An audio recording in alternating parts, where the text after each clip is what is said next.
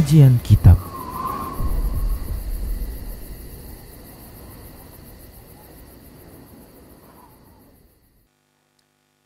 Bismillah, assalamualaikum warahmatullahi wabarakatuh.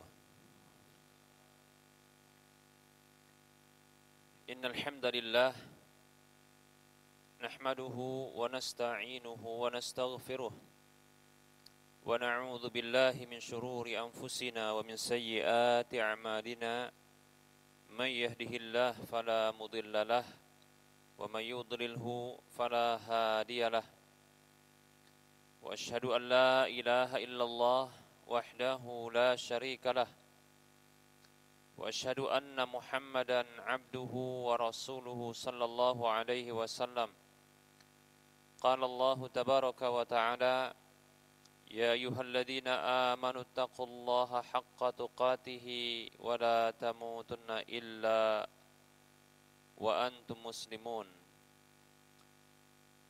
يا أيها الناس اتقوا ربكم الذي خلقكم من نفس واحدة وخلق منها زوجها وبث منهما رجالا كثيرا ونساء واتقوا الله الذي تساءلون به والأرحام إن الله كان عليكم رقيبا يا أيها الذين آمنوا اتقوا الله وقولوا قولا سديدا يصلح لكم أعمالكم ويغفر لكم ذنوبكم ومن يطع الله ورسوله فقد فاز فوزا عظيما أما بعد فإن أصدق الحديث كتاب الله وخير الهدى هدى رسول الله صلى الله عليه وسلم شر الأمور محدثاتها وكل محدثة بدعة وكل بدعة ضلالة وكل ضلالة في النار. Alhamdulillah, segala puji hanya untuk Allah atas semua nikmat-nikmat yang Allah berikan kepada kita. Salawat dan salam kita ucapkan untuk Rasulullah sallallahu alaihi wasallam. Para hamba Allah rahimani wa rahmakumullah, kita lanjutkan bahasan fikih haji dan umrah. Pada pertemuan yang lalu sudah kita sebutkan kondisi seorang yang ihram masuk ke kota Mekah. Baik para hamba Allah rahimani wa rahimakumullah, dan ada sunnah-sunnah ketika masuk kota Mekah. Itu sudah kita bahas pada pertemuan yang lalu. Nah, ketika orang yang ihram masuk ke kota Mekah, maka dia bersiap-siap untuk tawaf. Namun sebelum kita membahas tentang tata cara tawaf, maka ada baiknya kita mengenali terlebih dahulu definisi tawaf dan macam-macam tawaf. Baik para hamba Allah rahimani wa rahmakumullah, tawaf maknanya secara bahasa adalah ad-dauranu haula syai'i, yaitu mengitari di sekitar sesuatu. Itu makna bahasa dari tawaf. Adapun secara syar'i, istilah syar'i, maksud dari tawaf adalah ad-dauranu haulal baitil harami 'alal wajhi alladhi ya'til kalam 'alaihi, yaitu mengelilingi di sekitar Baitul Haram, yaitu Ka'bah, sesuai dengan tata cara yang khusus. Dan itu akan kita bahas insyaallah ta'ala tentang tata caranya, hukum-hukumnya, syarat-syaratnya, dan sunnah-sunnahnya insyaallah ta'ala. Baik para hamba Allah rahimani wa rahmakumullah, mari kita mengenal ada beberapa macam tawaf. Yang pertama, tawaf qudum. Tawaf qudum. Yang kedua adalah tawaf ifadah. Dan ini adalah tawaf rukun dalam haji.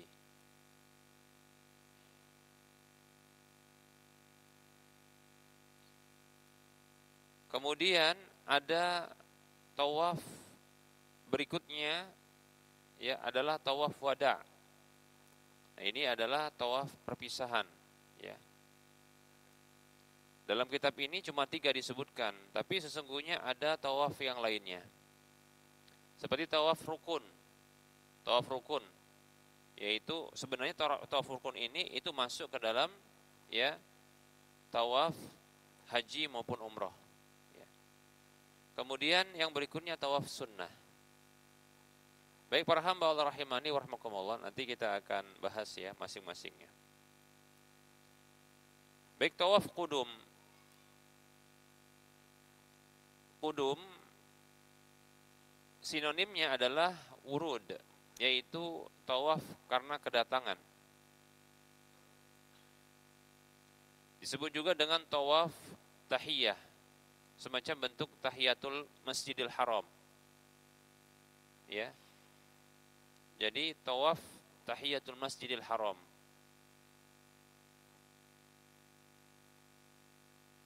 Jadi bukan sholat sunat tahiyatul masjid, tapi melakukan tawaf, ya. Bahkan lebih afdal tawaf ketimbang sholat sunat, ya. Lebih afdal adalah tawaf ketimbang sholat sunat, ya. Kenapa? Karena nanti di dalam tawaf pun nanti ada sholat sunatnya. Baik para hamba Allah rahimani wa rahmakumullah, tawaf ini disyariatkan bagi orang yang datang dari selain penduduk Mekah. Berarti bukan penduduk Mekah, bukan tinggal di Mekah. Lalu ketika dia datang ke Ka'bah, maka dianjurkan bagi dia atau disyariatkan bagi dia untuk melakukan, ya, tawaf qudum ini.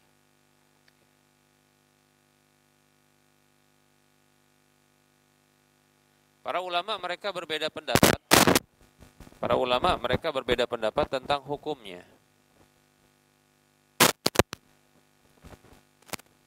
Jumhur ulama berpendapat bahwasanya hukum tawaf qudum ini adalah sunnah bagi orang yang datang dari luar Mekah ke Mekah, maka dianjurkan atau dianjurkan menurut jumhur ulama untuk melakukan tawaf. Berbeda dengan ulama-ulama mazhab Maliki. Malah mereka menyatakan hukumnya wajib, bukan sunnat. Bahkan bagi orang yang meninggalkannya itu dikenakan denda, ya, kena denda atau dam, karena sebagai bentuk, ya, penghormatan terhadap, ya, tahiyah Masjidil Haram, ya, tahiyatul Masjidil Haram. Dalil untuk tawaf qudum ini adalah perbuatan Nabi Shallallahu Alaihi Wasallam dalam hadis Jabir radhiyallahu anhuma dalam riwayat Muslim yang sudah kita sebutkan panjang. Dalam hadis Jabir ini disebutkan hatta atainal baita ma'ahu istalama rukna faramala salasan wa masya arba'an. Hadis riwayat Muslim. Sampai kami mendatangi Al-Bait, yaitu Ka'bah, bersama beliau sallallahu alaihi wasallam. Maka beliau menyentuh rukun berarti menyentuh sudut. Jadi ketika ada anjuran, ketika kita hendak tawaf, itu pertama sekali melakukan sentuhan kepada apa? Ya, rukun. Ada maksud dari rukun di sini adalah Hajar Aswad. Jadi menyentuh Hajar Aswad. Tapi wallahu taala alam, ya, karena disebutkan di sini dalam bentuknya tidak tertentu, maka yang penting menyentuh sudut, ya. Baik itu sudut, ya, yang ada Hajar Aswadnya maupun yang tidak ada Hajar Aswadnya. Wallahu a'lam. Lalu beliau melakukan ramal salasan, yaitu melakukan lari-lari kecil 3 kali. Wa masya arba'an, dan beliau berjalan kaki ya di 4 putaran. Jadi total semua adalah tawaf itu 7 putaran. 3 putaran pertama berlari-lari kecil, di putaran yang keempat dan sampai akhir ya, sampai yang terakhir yang ketujuh, maka ini berjalan kaki. Dan ini disyariatkan bagi laki-laki saja, tidak perempuan, dan ini disyariatkan tidak di semua tawaf. Ya. Tapi disyariatkan hanya dalam tawaf qudum dan tawaf rukun umroh. Ya. Baik ya, hadisnya diriwayatkan oleh Imam Muslim.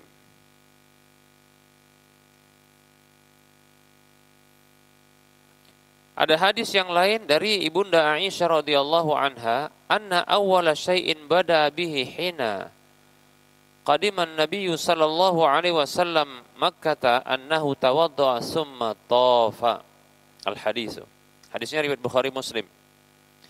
Ibunda Aisyah radhiyallahu anha mengkabarkan bahwasanya sesuatu yang pertama sekali yang beliau sallallahu alaihi wasallam mulakan dengannya tatkala Nabi SAW itu tiba di Mekah adalah bahwasanya beliau berwudu, kemudian beliau tawaf.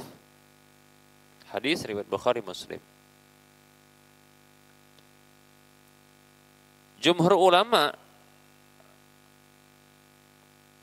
dengan dalil-dalil yang disebutkan ini, mereka berpendapat hukumnya sunat, mustahab bagi orang yang datang dari luar Mekah.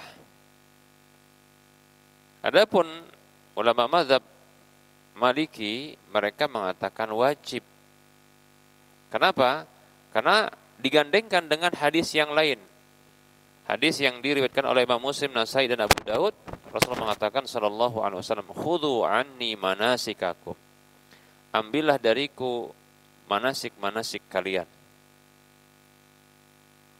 Nah, beliau di antara manasik yang beliau lakukan tatkala sampai ya atau tiba di Makkah, beliau melakukan tawaf. Jadi ulama mazhab Maliki mengatakan ini menunjukkan wajibnya tawaf qudum itu menurut mereka.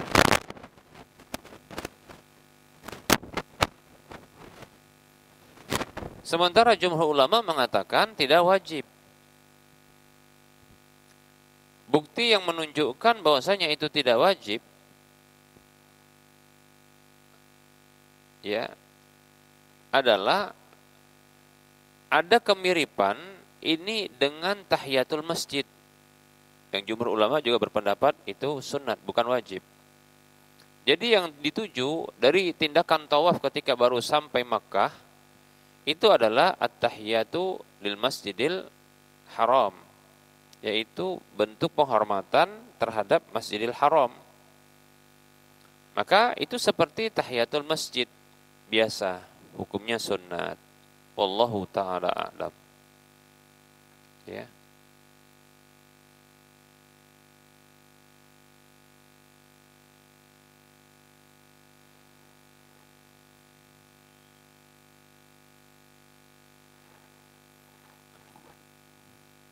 Namun perlu kita ketahui bagi orang yang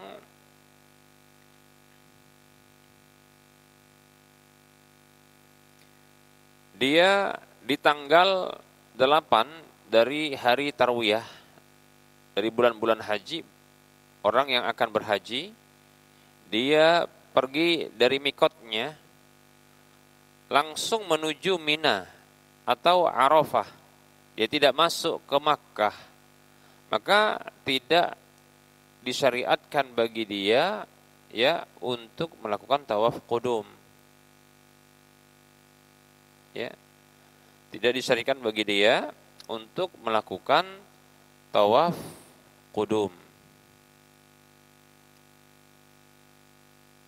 Baik itu ya sebelumnya ataupun setelah wukuf di Arafah tersebut. Kenapa? Karena tawaf qudum itu sudah hilang dengan wukufnya di Arafah. Itu seperti orang yang masuk masjid, dia mendapatkan salat wajib. Lalu dia salat wajib, maka tidak ada tahiyatul masjid.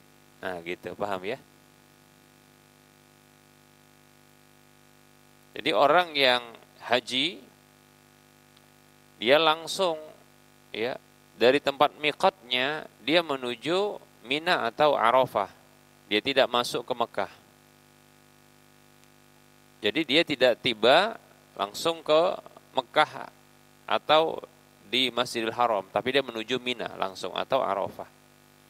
Maka yang seperti ini ya tidak ada melakukan tawaf qudum setelah dia melakukan wukuf di Arafah. Demikian. Baik para hamba Allah rahimani wa rahmakumullah, ini tawaf qudum. Para ulama berbeda pendapat tadi sudah kita sebutkan tentang hukumnya. Tapi disyariatkan, sepakat ya disyariatkan. Kemudian yang kedua adalah tawaf ifadah. Tawaf ifadah ini adalah tawaf rukun haji. Disebut juga dengan tawaf ziarah. Sepakat para ulama bahwasanya hukumnya adalah rukun. Ya. Maka tidak akan bisa tahallul seorang haji tanpa melakukan tawaf ifadah. Ya. Tidak akan bisa seorang ya yang haji ketika dia tidak melakukan tawaf ifadah untuk melakukan tahallul. Jadi kondisinya belum tahallul sani atau tahallul akbar ya. Dan tawaf ifadah ini tidak bisa ya digantikan dengan sesuatu, yaitu dengan orang lain lalu dibayarkan dendanya, tidak bisa ya.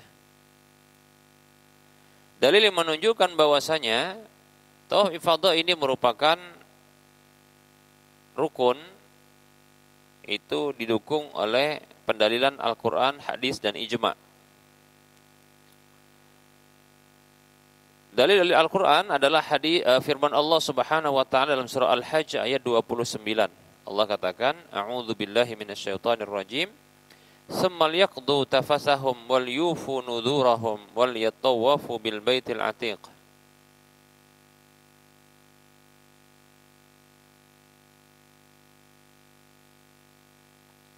Allah berfirman, ya,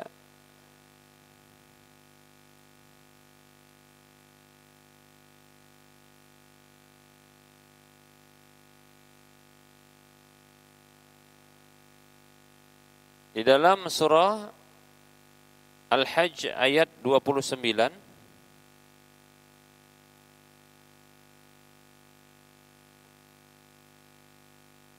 "Tsumma liyaqdu tafasahum."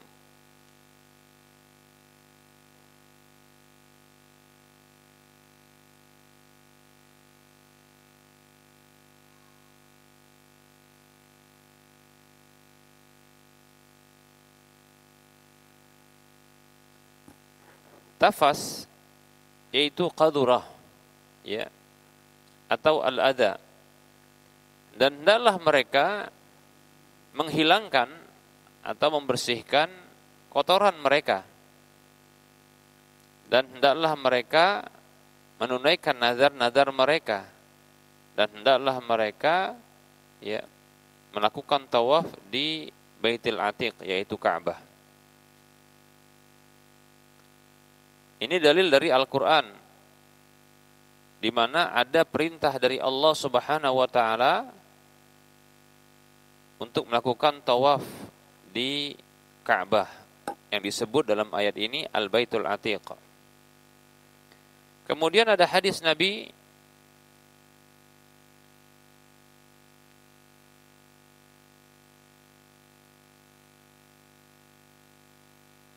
dalam hadis yang diriwayatkan oleh Imam Bukhari dan Imam Muslim, yaitu hadis dari Ibunda Aisyah radhiyallahu anha, anna Safiyah bint Huyai radhiyallahu anha hajjat ma'an Nabi sallallahu alaihi wasallam fahadat. bahwasanya Sofiyah bintu Huyai radhiyallahu anha, istri Nabi, ya, sallallahu alaihi wasallam, berhaji bersama Nabi sallallahu alaihi wasallam, lalu beliau mengalami haid. Ternyata yang haid ini enggak hanya satu istri Nabi, Sofiyah juga mengalami haid. Ya. Faqala Rasulullah sallallahu alaihi wasallam, maka Rasul bersabda kepada keluarga beliau, yaitu diantaranya Ibunda Aisyah radhiyallahu anha. Aha bisatuna hiya, apakah dia menahan kita? Maksudnya karena dalam kondisi haid tak boleh melakukan tawaf. Sehingga mereka tidak bisa bergerak karena Rasulullah harus menanti istri beliau ini. Qalu, maka mereka keluarga Nabi mengatakan, innaha qad afadat, sesungguhnya ia telah melakukan tawaf ifadah. Nah, itu ya. Qala fala idzan, maka Rasul mengatakan, ya, kalau begitu tidak, ya. Kalau begitu tidak tertahan. Kita bisa jalan gitu maksudnya, ya. Hadisnya riwayat Bukhari Muslim. Nah, dalam ayat ini atau dalam hadis ini, ya, ini menunjukkan bahwasanya tawaf ifadah itu hukumnya wajib, ya.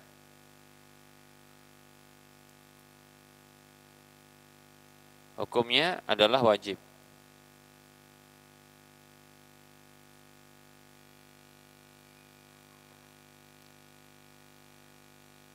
Kalaulah tidak wajib, tentunya hal itu tidaklah membuat harus tertahannya orang yang akan melakukan safar. Ya.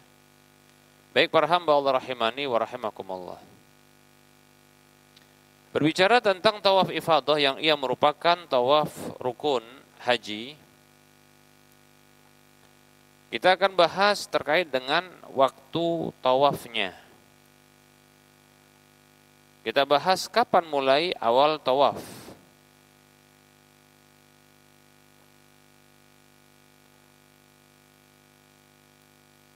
Perlu diketahui bahwasanya tidak sah tawaf ifadah bila dilakukan sebelum waktu yang telah ditentukan secara syar'i. Yaitu waktu yang membentang dimulai dari terbitnya fajar di tanggal 10 dari bulan Dzulhijjah, yaitu di hari raya Idul Adha,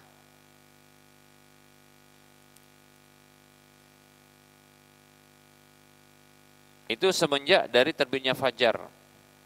Ya.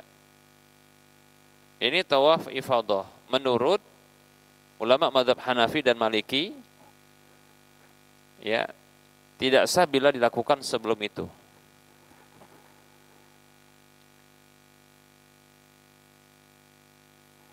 Sementara ulama-ulama mazhab Syafi'i dan Hambali, mereka berpendapat bahwasanya dimulainya tawaf ifadah itu setelah pertengahan malam di tanggal 10 bulan Dzulhijjah. Jadi ada perbedaan pendapat di sini, ya, di kalangan para ulama terkait dengan tawaf, ya, sebelum subuh, ya, tawaf sebelum subuh. Ulama-ulama mazhab Hanafi dan Maliki mengatakan bahwasanya tidak sah kalau tawafnya sebelum subuh. Tawaf sebelum subuh itu tidak sah. Ya, di tanggal 10 sebelum subuh tidak sah. Ya. Sementara dalam mazhab Syafi'i dan Hambali, ya, bagi orang yang wukuf di Arafah sebelumnya, maka boleh bagi dia untuk memulai tawaf itu ketika lewat pertengahan malam dari tanggal 10 bulan Dzulhijjah. Nanti boleh untuk dikerjakan, ya, sebelum subuh boleh. Jadi ada ikhtilaf tentang awal dari waktu tawaf. Adapun waktu akhir dari tawaf ifadah tersebut juga ada perbedaan pendapat. Ulama mazhab Hanafi berpendapat bahwasanya akhir dari waktu tawaf ifadah adalah ya hari terakhir dari hari tasyrik. Berarti tanggal berapa? 13. Ya, 13 dari bulan Dzulhijjah. Sementara menurut ulama mazhab Maliki, waktu terakhirnya adalah bulan Dzulhijjah. Ya. Namun kalau itu ditunda sampai akhirnya, maka ada denda.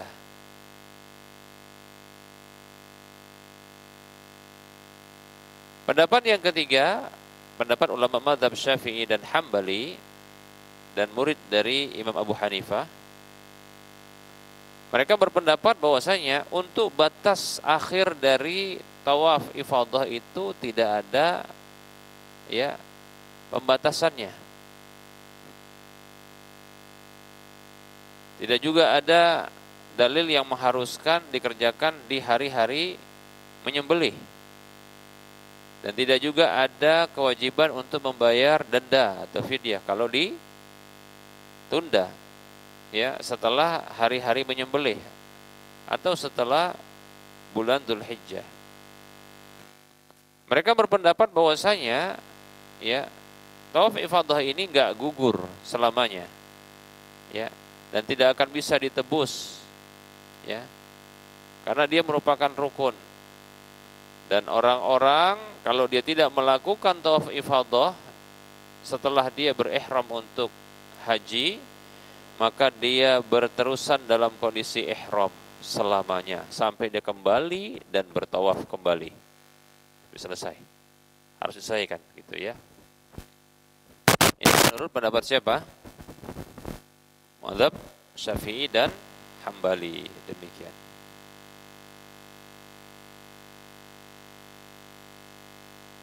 Baik para hamba Allah rahimani wa rahimakumullah. Nah, manakah pendapat yang kuat seperti ini? Wallahu ta'ala alam. Memang terkadang kalau pendapat gini ya, kita cari yang aman saja memang ya. Ya, karena tentunya kan kita harus kerjakan gitu loh ya. Kita harus kerjakan. Baik, Syekh Abu Malik mengatakan pendapat yang mengatakan tidak boleh menunda ya dari bulan Dzulhijjah tanpa ada uzur, ini pendapat yang kuat. Kenapa? Karena memang di situ diberlakukan ya manasik-manasik haji. Walaupun yang hati-hati untuk tidak menundanya ya sampai di hari-hari tasyrik, di mana ketika itu ya hari-hari menyembelih. Ini sebagai bentuk keluar dari perbedaan pendapat. Syekhul Islam Ibnu Taimiyah rahimahullahu taala mengatakan dalam kitab Mansak ya, yadkhulu Makkah fayatufu tawafal ifadati in amkanahu dzalika yauman nahri wa illa fa'alahu ba'da dzalika lakin yanbaghi an yakuna fi ayyamit tasyriqi fa inna ta'khirahu an dzalika fihi niza'un. Syekhul Islam Ibnu Taimiyah rahimahullahu taala mengatakan ya dalam pembahasan manasik ya dalam kitab Majmu' Fatawa juga ya, beliau mengatakan orang yang haji itu masuk ke Mekah lalu dia tawaf ifadah, apabila memungkinkan bagi dia untuk melakukan hal itu di hari raya Idul Adha tanggal 10-nya. Namun kalau tidak, maka hendaklah dia melakukan ya setelah itu. Berarti kapan? Di hari tasyrik. Akan tetapi selayaknya hal itu diberlakukan di hari-hari tasyrik saja maksudnya. Jangan di luar itu. Kenapa? Karena menundanya ya dari pelaksanaan tawaf ifadah di luar hari tasyrik di sini ada perbedaan pendapat. Nah, gitu. Jadi cari aman. Amannya di mana? Ya, tanggal 10.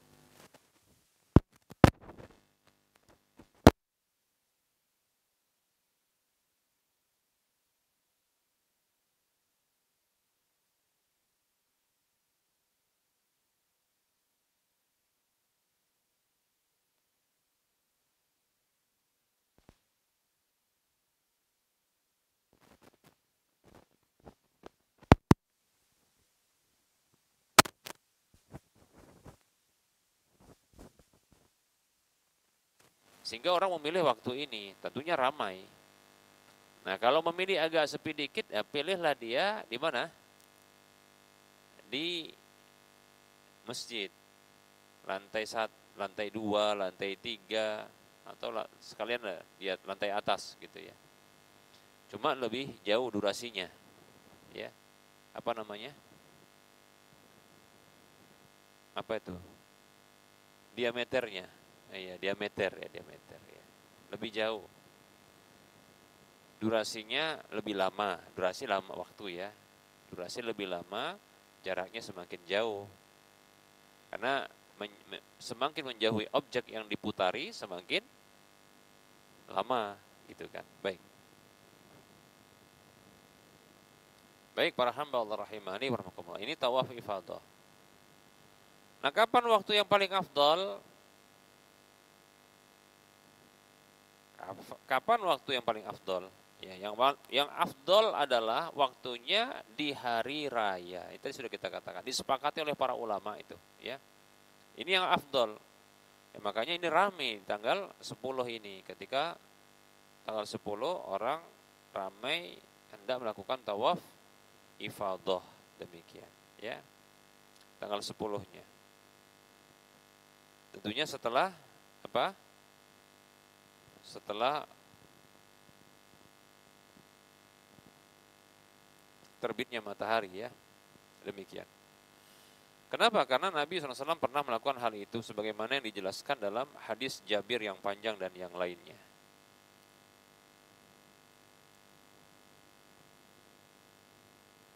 Nah, perlu diketahui, tawaf ifadah ini ada syaratnya.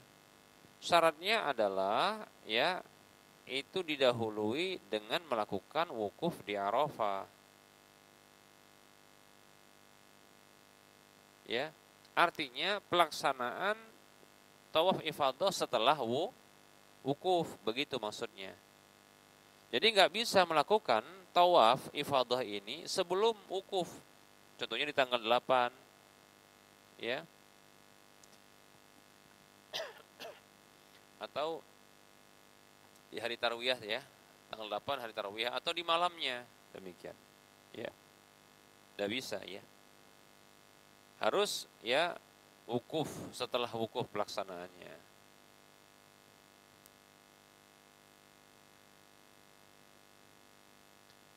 Baik para hamba Allah rahimani wa rahimakumullah. Jadi kalau seandainya contoh nih ya, ada orang yang tawaf ifadah dulu tanggal 8. Mungkin kenapa? Lagi sepi, orang pada keluar katanya. Kemana? Itu keluar menuju Mina. Ya tanggal 8 kan orang pada ke Mina. Hari tarwiyah. Kan gitu ya. Ada berbesoknya nanti menuju apa? Arafah tanggal 9-nya. Nah, dia tengok, wah, mantep nih, sepi katanya. Sekalian aja tak puterin katanya. Aku mau cium-cium, tak jilatin nanti itu apa? Hajar Aswad ya. Ya. Orang udah sibuk mau ke sana, dia malah sibuk mau apa? Tawaf ifadah lah dia. Tawaf ifadah. Niatnya tawaf ifadah. Puas dia apa? Nyiumin, meluin, padahal belum tentu dapatnya itu kan. Mungkin ya sama polisi-polisi itu mungkin diusir ya. Katakanlah dia mampu, ini ceritanya mampu ya. Bisa pula masuk ke Ka'bah, apa namanya, ke Ka'bah. Ya mungkin ini orang Indonesia kan hebat ya, bisa ngilang-ngilang ya kan.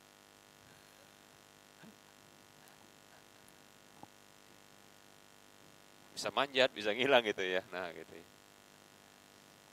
Kalau tawaf dia, maka kita katakan ini dia sesungguhnya tidak terhitung tawaf ifadah.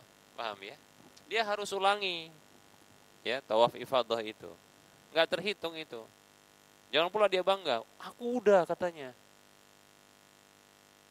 Tanggal 9 kan wukuf, tanggal 10 ya. Diingatkan, yuk tawaf. Aku udah. Tawaf apa ini? Tanya. Tawaf kudum udah sebelumnya. Tawaf ifadah ini. Ifadah kan udah tanggal 8 kemarin. Waktu kalian ke sana, aku kemari katanya. Loh. Mana tahu begitu ya. Ini entah siapa gurunya ya. Ya ini aneh orang ini ya. Baik, maka dia wajib mengulangi ya. Enggak gugur itu kewajiban ya tawaf itu ya. Ijma' para ulama. Maka dia harus ulangi. Baik, gimana kasusnya apabila ada seorang wanita yang dia mengalami haid sebelum melakukan tawaf ifadah? Ya. Ya perlu diketahui bahwasanya tak boleh wanita itu melakukan tawaf dalam kondisi apa? Haid atau nifas. Enggak boleh. Ya. Karena kondisi tubuhnya tidak suci. Dan ini berdasarkan sabda Nabi Shallallahu Alaihi Wasallam kepada ibunda Aisyah radhiyallahu anha, tatkala beliau mengalami haid. Ternyata ibunda Aisyah radhiyallahu anha mengalami haid sebelum tawaf ifadah. Sementara ibunda Sofia sudah tawaf ifadah, aman ya, masya Allah ya. Rasulullah bersabda kepada istri beliau tercinta ini, if'ali ma yaf'alul hajju ghaira alla tatufi bil bait hatta tathuri. Kata Nabi SAW, lakukanlah apa yang dilakukan oleh seorang jamaah haji, kecuali kamu jangan tawaf di Ka'bah sampai kamu suci. Demikian. Oleh karenanya kalau dalam kondisi haid ya nunggu suci. Ya, nunggu suci. Nanti baru kemudian haid. Demikian. Harus begitu. Demikian ya. Syekhul Islam Ibnu Taimiyah rahimahullahu taala mengatakan dalam kitab Majmu' Fatawa di jilid yang ke-26 di halaman 205 dan 206, beliau mengatakan ammal ladzi la a'lamu fihi niza'an annahu laisa laha an tatufa ma'al haidhi idza kanat qadiratan 'ala tawafi ma'at tuhri fama a'lamu munazi'an anna dzalika yahrumu 'alaiha wa ta'samu bihi wa tanaza'u fi ijza'ihi. Famadhhabu Abi Hanifah yujzi'uhu dzalika wa huwa qaulun fi madhhabi Ahmad. Baik. Syekhul Islam Ibnu Taimiyah rahimahullah taala mengatakan, adapun yang aku ketahui tidak ada perbedaan pendapat tentangnya, bahwasanya tidak boleh bagi seorang wanita untuk tawaf dalam kondisi ada haidnya, bersama dia ada haidnya. Apabila dia mampu untuk melakukan tawaf dalam kondisi suci atau dalam bersama nanti dia suci, berarti ditunggu. Kalau dia mampu untuk nanti tawaf sampai dia suci nanti, maka tidak ada perbedaan pendapat ya di kalangan para ulama. Dan aku tidak mengetahui ada orang yang berbeda pendapat bahwasanya hal itu diharamkan atas wanita yang haid tersebut, yaitu tawaf tadi, dan dia berdosa melakukannya. Berdosa itu menyengaja tawaf dalam kondisi haid atau nifas. Hanya saja para ulama mereka tanaza'u fi ijza'ihi. Para ulama mereka berbeda pendapat tentang sah atau tidak sah, itu aja. Ya. Jadi tawaf dalam kondisi haid, para ulama sepakat itu diharamkan, sepakat. Bahkan ijma' yang seperti itu, haram berdosa perempuan itu. Ya, demikian. Kalau dia punya waktu untuk nanti tawaf dalam kondisi suci, haram. Cuma, ya, para ulama yang berbeda pendapat adalah ketika wanita tersebut tawaf dalam kondisi haidnya itu sah, gugur itu apanya? Tawafnya, maaf, sah tidak gugur tawafnya ataukah tidak sah kemudian gugur, bisa dipahami maksudnya. Yang disepakati oleh para ulama berdosa, haram dan berdosa, sepakat para ulama, tidak ada perbedaan pendapat. Cuma masalahnya sahnya, nah gitu dia. Sahnya, itu yang diperdebatkan oleh para ulama. Sah enggak itu? Perempuan haid tawaf, sah tidak? Maka beliau mengatakan, ya, maka mazhab atau pendapat Imam Abu Hanifah mengatakan hal itu sah. Ya. Nah, itu salah satu pendapat dalam mazhab Imam Ahmad. Nah, gitu. Sah tapi berdosa. Ada enggak ya orang sah tapi berdosa? Ada. Ya, memang ada, sah berdosa. Ada toh? Contoh, sholat sampai ngijek kaki orang gitu kan. Dipijak kakinya. Apa? Udah diingatkan jangan dekat-dekat sholatnya, ya kan? Dekat-dekat, kan dianjurkan apa? Ya, rapatkan sawu sufufakum kata Rasulullah, ya, ratakan, rapatkan, ya, kemudian samakan saf-saf kalian, itu kata Rasulullah. Imamnya pun mengatakan apa katanya? Rapatkan saf dan luruskan, nah, gitu kan. Wawa tadi, Wawa ya namanya ya, si Wawa tadi nggak paham dia bahasa Indonesia, nggak paham bahasa Arab. Awak yang dengar gitu, kita rapatkan. Wawa tadi mungkin udah tua juga lah dia kan, kakinya dirapatkan, risih rasanya dia, nah gitu. Nah, sering-sering dirapatkan, gerak dia, udah mepet pijaknya kaki, tak lepasnya sampai selesai. Tetangganya sebelah meringis saja, majang. Sekarang pertanyaannya, Wawa itu sah nggak sholatnya?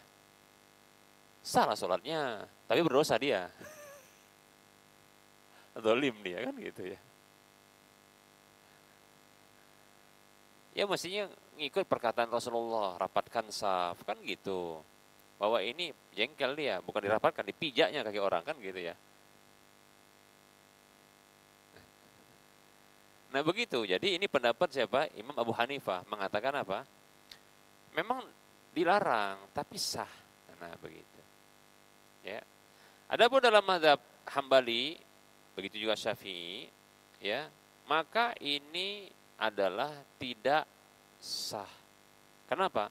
Karena mereka menyatakan bahwasanya, ya, syarat dari tawaf adalah suci. Nah itu dia. Syarat dari tawaf adalah suci.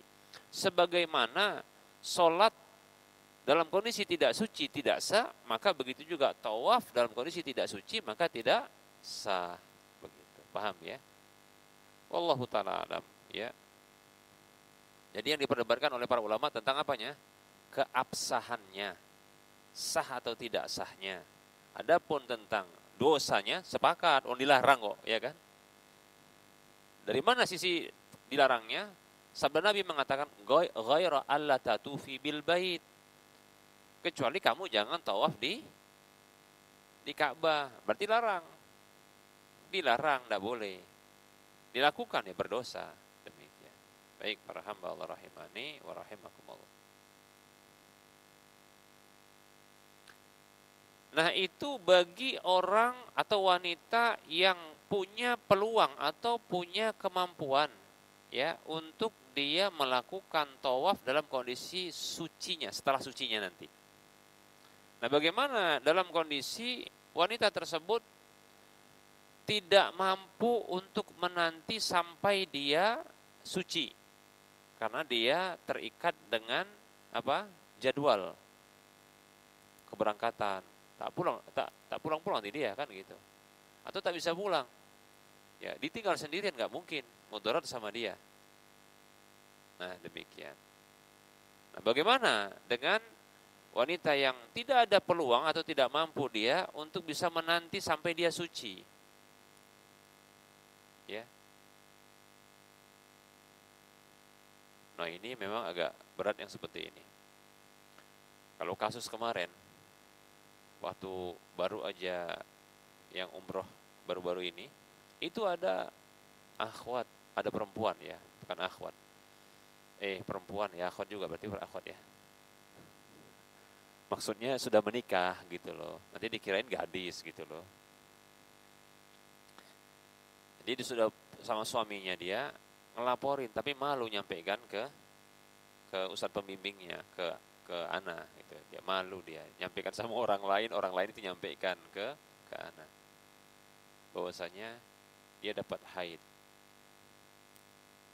Haid, Masya Allah, ya luar biasa. 2 atau 3 hari gitu sampai itu dapat haid, ya.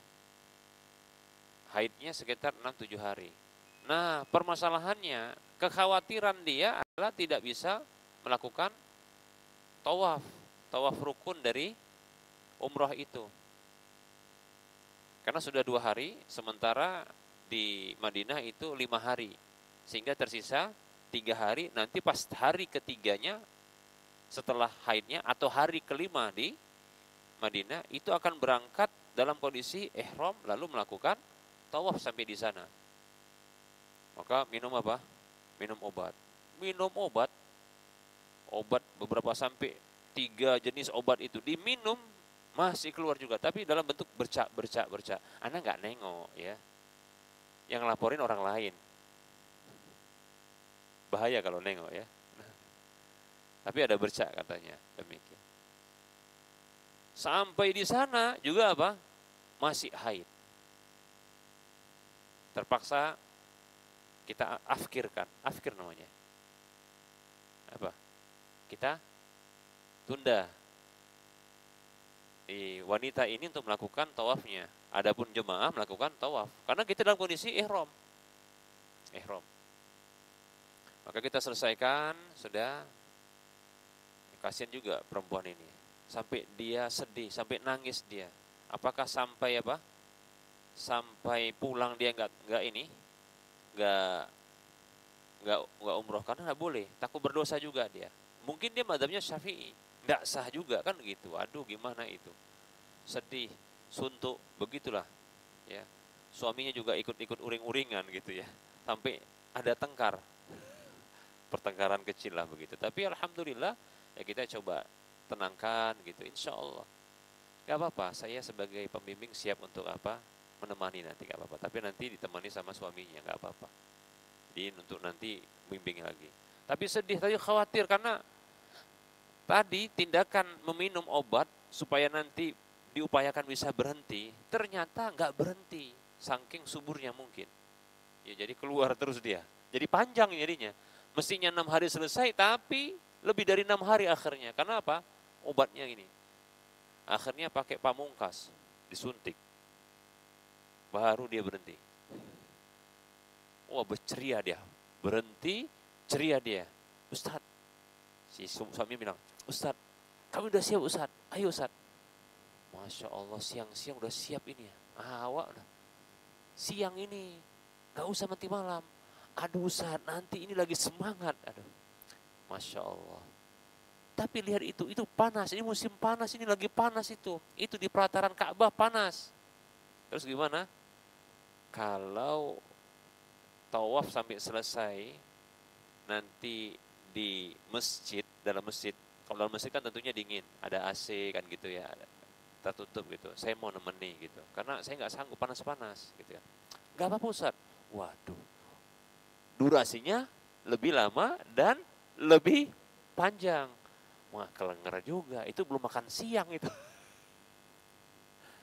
Terpaksa ya kan, telepon tour leadernya. Bang, tolong siapkan makan. Anda nemenin nih, nggak bisa. Tapi alhamdulillah nggak lapar, masya Allah. Karena semangat juga, karena tugas, nah, gitu ya. Tugas. Alhamdulillah selesai.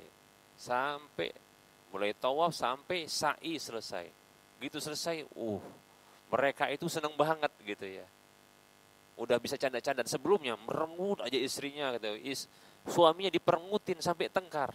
Ana bilang, jangan, kan lagi ihram, nggak boleh bertengkar. Suaminya sudah selesai. Ini perempuannya suntuk dia karena belum belum berhenti dia. Aduh, padahal dia ngajak suaminya. Jadi suaminya diajak mau berangkat, dia ngajak, dia dalam kondisi haid. Aku nggak dapat lah ini, jadi dia sentuknya di situ. Tapi alhamdulillah, begitu selesai alhamdulillah. Jadi sebenarnya kalau ada wanita dalam kasus seperti ini, dia terikat dengan jadwal kepergian atau keberangkatan pulang, maka bisa mungkin melakukan apa? Tadi suntik tadi. Tapi jangan suntik mati ya. Tapi suntik untuk apa? Untuk tadi berhenti. Ya begitu. Alhamdulillah memang berhenti dia. Ya. Yang lebih parah ini ngasih tahu sebelumnya sehari sebelum mau tawaf itu waktu itu belum suntik, ya kan? Belum suntik kedua baru berhenti. Suntik yang pertama malah deras, itu makin suntuk dia. Aduh, makin deras pula. Makin banyak darah haidnya, masya Allah. Ya. Begitulah ternyata semangat mereka untuk melakukan ibadah gitu. Jadi rasanya kecewa berat kalau dia nggak ikut melaksanakan ibadah itu, masya Allah. Ya. Jadi sebenarnya bisa untuk kasus seperti ini ya wanita itu dibolehkan untuk mengkonsumsi obat penahan apa haid, boleh insyaallah taala. Ya banyak fatwa ulama tentang masalah ini, insyaallah boleh dengan syarat tidak memudaratkan diri sang wanita tersebut. Wallahu taala alam, barangkali ini materi yang bisa kita sampaikan. Nanti insyaallah taala kita akan lanjutkan lagi terkait dengan kondisi wanita yang tidak bisa menanti waktu sucinya sehingga dia bisa melakukan tawaf. Ya. Karena ada jadwal kepulangan barangkali atau keberangkatan bersama dengan kafilahnya. Baik para hamba Allah rahimani rahimakumullah, kita cukupkan terlebih dahulu. Insyaallah kita lanjutkan pada pertemuan yang akan datang. Kita buka sesi soal jawab, bagi yang mau bertanya dipersilakan.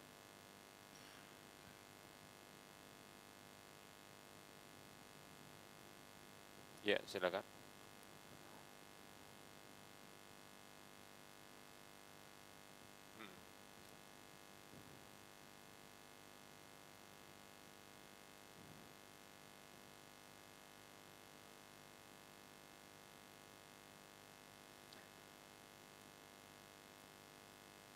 Asalnya wanita yang sehat, dia punya waktu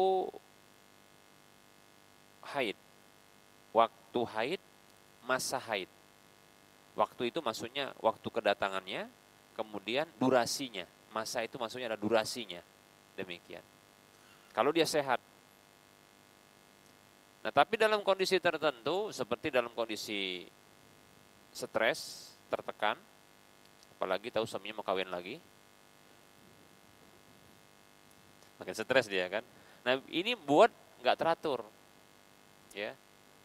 Nah gitu nggak teratur, sehingga bisa jadi nanti keluar dikit terus lama gitu ya. Maka kalau kasusnya ketika di masa haidnya cuma dua hari, sementara katakanlah dia haidnya selama 7 hari. Di 2 hari pertama ya keluar darah. Kemudian terhenti darah itu 1 atau 2 hari.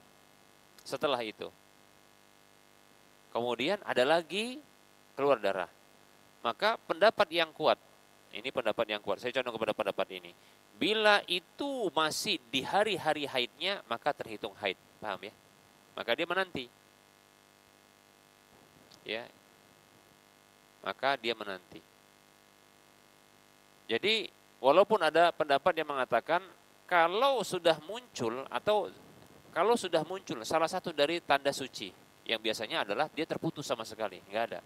Bahkan maaf kalau seandainya diambil kain putih yang lembut itu kemudian dimasukkan ke vagina, lalu tidak ada bercak apapun, ada pendapat yang mengatakan dia suci. walaupun masih di masa haid. Anda nggak condong kepada pendapat ini. Kenapa? Karena itu adalah masa-masa haidnya. Maka kalau ada wanita mendapatkan kondisi seperti ini, dia menanti, nggak usah sholat dulu. Walaupun sehari, loh sehari kok kosong gak ada nih. 2 hari haid, sehari berikutnya kosong, gitu kan? Tambah lagi 1 hari, nanti ada lagi, bahkan mungkin lebih deras, nah begitu. Kalau itu waktu-waktu durasi haidnya, maka itu dianggap. Oleh karenanya pentingnya bagi wanita tersebut untuk dia mengetahui kedatangan, waktu kedatangan dan durasi. Kalau dia tidak tahu, maka mungkin karena perdana atau memang begitu acaknya, maka dia disamakan dengan wanita yang ada di sekitarnya untuk durasinya. Apakah contohnya adalah ibunya, atau saudari perempuannya, kakaknya, atau bibinya, atau madunya. Mana tahu punya madu. Istri suaminya yang lainnya. Untuk menentukan durasinya. Nah gitu. Bisa dipahami kira-kira? Nah, jadi kalau contohnya dia mengalami kayak gitu, ini baru 2 hari, baru 3 hari, ya, ternyata berhenti. Dan berhentinya sama sekali, tidak ada tanda bersih dia, gitu ya. Maka kalau itu di masa haidnya atau di masa haid orang-orang sekitarnya, ya, maka dia masih terhitung haid, walaupun sudah tak keluar. Tapi biasanya yang seperti itu, ya kalau dia biasa 6 hari atau 7 hari, dia 3 hari, yakin dalam beberapa waktu nanti itu akan muncul lagi. Yakin muncul lagi nanti dia. Wallahu ta'ala alam. Gitu ya.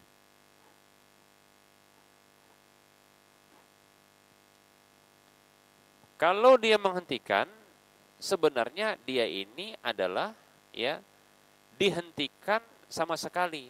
Jadi ternyata obat itu setelah Ana lihat, kebetulan ada dokter kemarin itu kan tanya. Jadi obat ini Ustadz, ya, ini adalah obat untuk menyembuhkan luka, gitu dia. Paham ya? Menyembuhkan luka. Jadi obat ini kerjanya dia menyembuhkan luka. Jadi luruhnya ovum itu dari dinding-dinding rahim itu ternyata disembuhkan dengan obat itu cepat dia. Nah, gitu dia. Jadi tidak menimbulkan pendarahan gitu. Ya. Wallahu taala alam, yang jelas para ulama mengatakan demikian. Makanya sebaiknya memang ya ketika ada tindakan untuk penghentian dengan obat, maka ketika itu bila berhenti atau tidak keluar, maka dia dihukumi dengan sama seperti wanita suci. Nah itu dia. Itu pendapat ulama begitu. Jadi kita ngikutin mereka. Dan itu benar karena memang tidak terjadi pendarahan ketika itu. Demikian. Nah, kasus kalau yang tadi ini adalah kasus yang berbeda. Dia bukan maksudnya dihentikan, paham ya? Dia terhenti mungkin karena kondisional, seperti mungkin stres. Nah, begitu dia. Dia terhenti bukan karena berhenti, tapi terhenti. Ya. Kemudian nanti akan keluar lagi. Wallahu ta'ala alam, ya seperti itu. Jadi, anak kira itu hal yang berbeda karena satu dengan alat yang memang dihentikan, ya. Kemudian nanti ya biasanya itu dibuat acak sebenarnya, ya. Dibuat nanti acak, jadi acak dia. Adapun kasus yang tadi ini kasusnya adalah dalam kondisi dia tertekan, ya, sehingga terhenti dalam sementara waktu, nanti akan keluar lagi, ya, bukan karena memang sengaja dihentikan. Demikian. Wallahu ta'ala alam. Yang aslinya dia itu adalah dalam kondisi haid. Baik, ada yang lain?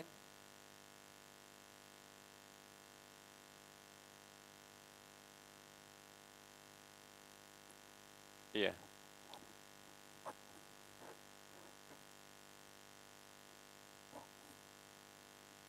Apakah sah tapi berdosa? Ana condong iya.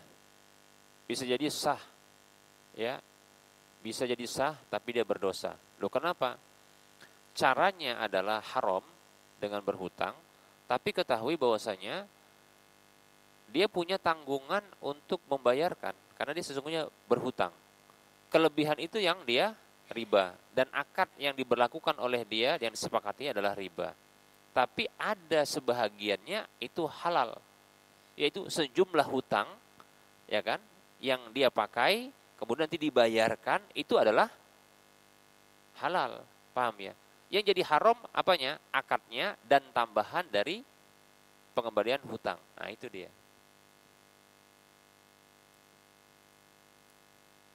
Nah, kalau manasik-manasik umrohnya itu sesuai dengan petunjuk Nabi dan ikhlas dia, insya Allah ya diterima insya Allah. Nah, sah tapi dia berdosa. Nah, begitu. Wallahu a'lam.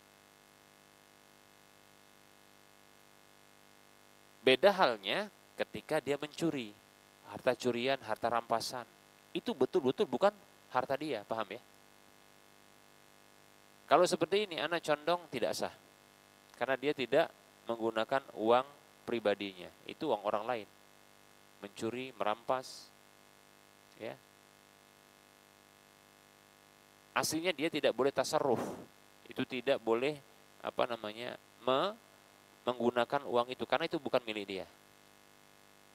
Beda halnya dengan berhutang riba. Berhutang riba adalah dia berhutang sejumlah uang dengan disepakati akadnya dia apa? Ditambah. Dia berdosa dari sisi akadnya, kemudian yang kedua dari sisi dia nanti menambahkan kelebihannya. Kalau seandainya dia bisa bayar pokoknya saja, aman sudah. Paham ya? Nah, gitu. Karena uang yang diserahkan kepada dia itu jadi milik dia. Tapi dia punya beban untuk mengembalikan berlebih. Nah, itulah dia akadnya riba, kemudian praktek ribanya nanti ketika dia memberikan tambahan. Tapi praktek riba ini bisa jadi tidak terjadi ketika dia hanya mengembalikan pokok. Tapi jatuh kepada akad yang keliru. Bisa dipahami Pak ya? Beda dengan harta curian. Haji, umroh dengan harta curian. Harta rampasan. Harta negara yang diambil namanya apa? Korupsi. Nah, gitu. Nah, itu anak condong itu tidak sah karena itu bukan harta dia sesungguhnya. Wallahu taala.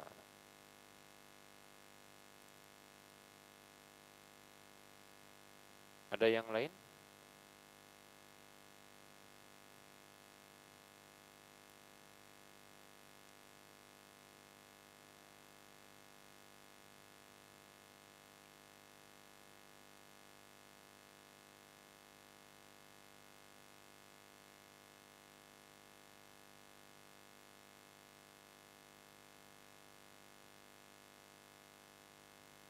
Ada? Cukup? Mau umroh? Insya Allah ya. Mudah-mudahan dimudahkan.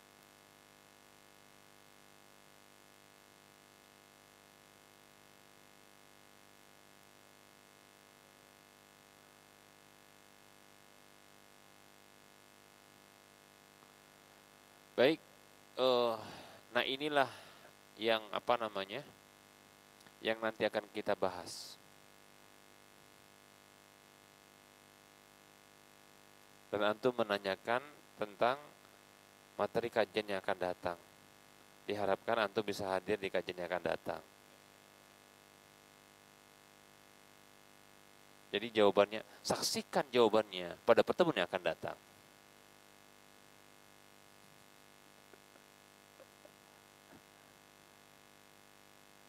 Memang semangat kali ya kan gitu ya.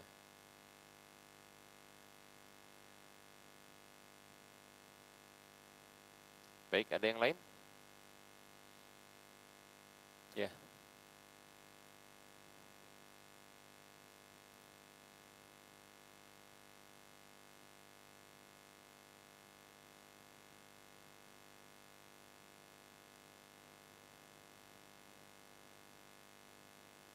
Boleh, nggak apa-apa. Iya, dia nggak harus dia mualah namanya. Mualah itu berkelanjutan gitu nggak harus. Iya, boleh terputus. Ya. Makanya oh, sebagian orang-orang tua kita sarankan kalau terlalu capek umroh apa namanya tawafnya sudah selesai nggak apa-apa pulang dulu. Yang penting tawafnya diselesaikan sampai pun sunat-sunatnya. Periode berikutnya mengumpulkan tenaga dan energi ya kan gitu ya, istirahat gitu untuk nanti sa'inya demikian. Nah, hanya saja perlu diketahui dalam kondisi dia belum menyempurnakan manasik sampai selesai maka dia masih terhitung ihram, maka berlaku baginya larangan-larangan ihram gitu. Jangan pula pas pulang nanti dia apa? Ganti baju, masuk ke selimut gitu kan. Tidur. Ya.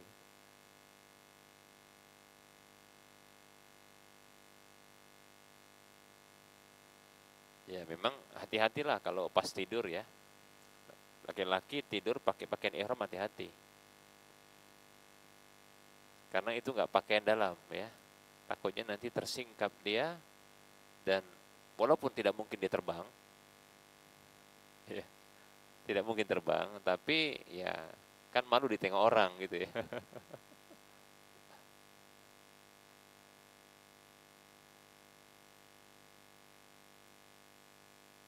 Ya boleh.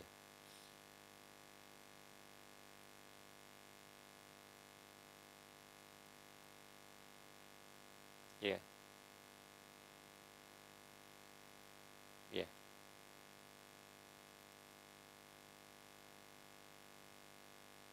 ya nggak apa-apa.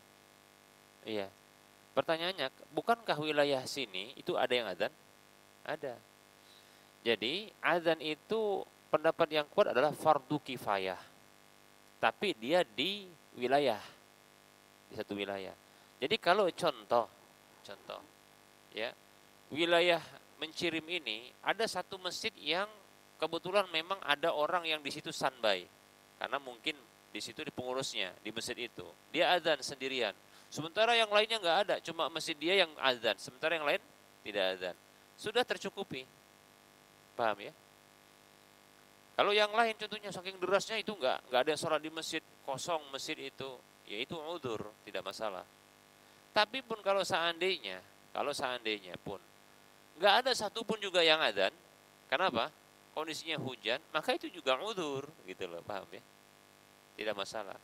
Cuma contoh Ustaz, kalau ada orang, katakanlah untuk zuhur kita kan di sini sekitar setengah satu gitu ya, nggak ada yang adzan, ya, fix itu semua nggak ada yang adzan. Contohnya mungkin ada beberapa masjid di apa ini di wilayah kita ini itu punya persatuannya, gitu kan? Maka kontek-kontekan itu di apa satu grup gitu kan. Ini ada yang ke masjid, nggak ada masjid satupun. Akhirnya apa? Jam 2 berhenti apa? Hujan. Lalu nggak apa-apa mereka itu datang ke masjid kemudian adzan. Lalu sholat zuhur, tidak mengapa. Itu. Loh, kok adzan di luar waktu? Maka kita katakan Anas bin Malik radhiyallahu an itu pernah melakukan ya perintah adzan kepada orang yang bersamanya, kalau nggak salah di Masjid Damaskus ketika itu. Jadi dia masuk waktu subuh nanya kepada orang di situ, "As-sallaitum? Kalian sudah sholat?" Sudah katanya. Loh, sudah sholat mereka. Lalu Anas bin Malik memerintahkan karena beliau datang bersama dengan yang lain, maka beliau perintahkan satu orang untuk adzan. Adzan. Nah, di sini ada dua faedah. Pertama adalah apa? Adzannya dua kali. Dan yang kedua di luar waktu. Ya kan? Betul kan? Nah gitu. Kalau jam 2 tadi dimarahin kita, ya adzannya kan nggak perlu juga harus kan bikin geger itu. Ada apa ini kok adzan jam 2 gitu kan? Iya, kan nggak masalah juga adzan di sini tanpa harus pengeras suara. Yang penting dibuat adzan. Kenapa? Tadi wilayah ini nggak ada denger adzan. Nah, contohnya gitu. Ya udah, adzan nggak apa-apa. Lalu sholat berjamaah. Wallahu taala alam. Cukup? Coba cukup 2 saja. Sampai 4, 5 haram. Pertanyaannya, cukup 2 saja.